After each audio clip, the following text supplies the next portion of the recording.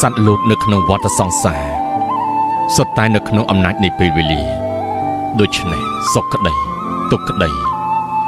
សេចក្តីដឹងខ្លួនឥឡូវនេះក្តីសុទ្ធតែមានពេលវេលាទាំងអស់ស្មារតីរសាចិត្តមិនចាប់ប្រកាន់នៅអ្វីនោះគឺលែងចោលបណ្ដោយឲ្យពេលវេលាធ្វើការទៅតាមធម្មជាតិបើយើងមិនទាន់ស្លាប់ទេយើងនឹងមានឱកាសសិក្សាថាអ្វីដែលយើងមិនបានសាងគឺមិនមែនជារបស់យើងឡើយសប្បាយចិត្តត្រឹមតែមានជីវិតបាននៅរស់ក៏ជាសេចក្តីសុខមួយបែបហើយបើយើងមិនចេះគិតឲ្យខ្លួនឯងបានសុខទេមិនដឹងថាយើងគិតទៅសុំសេចក្តីសុខអំពីនរណាឡើយក្រោកព្រឹកឡើងមក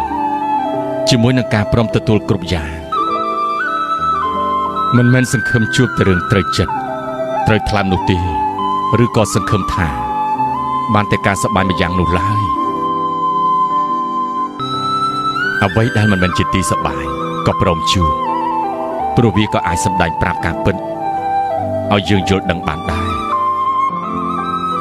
កម្លាំងចិត្តពិសេសដែលអាចធ្វើឲ្យយើងព្រមទទួលបានគ្រប់រឿងព្រោះយើងល្មមចិត្តដោយត្រឹមតែការបានជីវិតនៅរស់ដូច្នេះហើយទើបយើងមិនខ្លាចចំពោះឧបសគ្គ